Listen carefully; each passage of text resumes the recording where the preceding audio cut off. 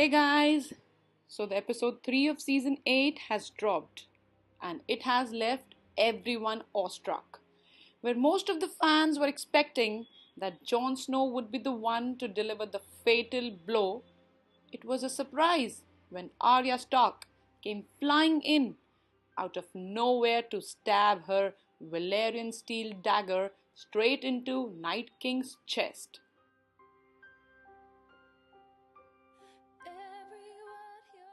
Game of Thrones has always been good at upending expectations and leaving us guessing, but it is also famous for hiding clues about major reveals long before the twists are confirmed. David Benioff said that he and Oasis have known for about 3 years that Arya would be the one to kill the Night King in the end. So they have had plenty of time to drop hints along the way. So here's a complete list of every time Game of Thrones hinted that Arya would be the one to kill the Night King. In the season 8 premiere, Jon is standing in front of the weirwood tree when he suddenly turns around to find Arya standing silently behind him. He asks her how she snuck up on him, unwittingly calling out the same tactic she would use to sneak up on the Night King to kill him. Also, when Melisandre first met Arya in season 3, she prophesied that there was a darkness in the young girl, which she would use to shut brown eyes, blue eyes, and green eyes forever. She left Arya after that with the promise that they would meet again, which they did at the Battle of Winterfell. That's when Melisandre reminded Arya of that prophecy, prompting her to realize that the blue eyes part of it meant she was fated to kill the Night King. Over the course of series, the Hound regularly mocked religion and those who believed in the will of the gods. Then, the Lord of Light gave him a vision in the flames, which led him to commit to the cause against the Night King and the dead. That vision always seemed incredibly odd, since typically only servants of the Lord of Light received them, not random cells words. Now we know that the vision is what ended up making sure the Hound was at Winterfell to help save Arya's life during the battle. Similarly, the Lord of Light brought Beric back to life 6 times, and he always believed it was for a purpose. That purpose happened to be saving Arya from wits and getting her to safety. Once he did that, Beric died his 7th and final death.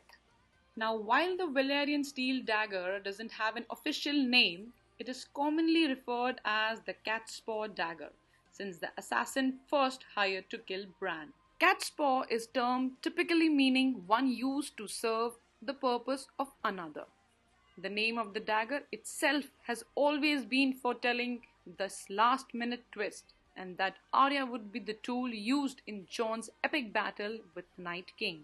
The dagger's name isn't the only clue associated with it. Right after Bran revealed to Arya that he has supernatural visions and sees quite a lot now, he handed the Catspaw dagger to her, telling his sister that it was a waste on a cripple. Most fans took that scene as a face value, but knowing what we know now, it seems absurd that Bran would give her the dagger for any other reason than he foresaw how she would use it. Perhaps the best foreshadowing of Arya's major kill came when she trained with Brienne of Tarth.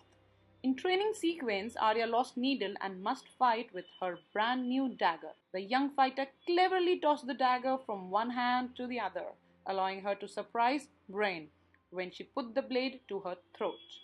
The Night King made the same mistake, grabbing the hand of Arya, held the dagger in, leaving her other hand free to catch it and stab him. Way back when Arya decided to leave Braavos and the House of Black and White, she told Jaqen, "A girl is Arya Stark of Winterfell and I am going home." Instead of being outraged that she was abandoning him and the god of death, Jaqen smiled as she left. There has been many theories that Jaqen was the god of death, so his smile at her departure could be the proof that he always knew what her fate would be, and he was simply there to train her to be ready for it. The last one doesn't exactly foretell Arya's part in the scenario, but the show did foreshadow where and how the Night King would die. Before he led the army of the dead, the Night King was a mortal man who was transformed after the children of the forest tied him to a weirwood tree and stabbed him with dragon glass during a ritual that gave him his powers. That's why it's no surprise that his death occurred standing before a weirwood tree with his chest pierced by a dragon glass. So, guys, these were several hints given to us before the surprise struck us.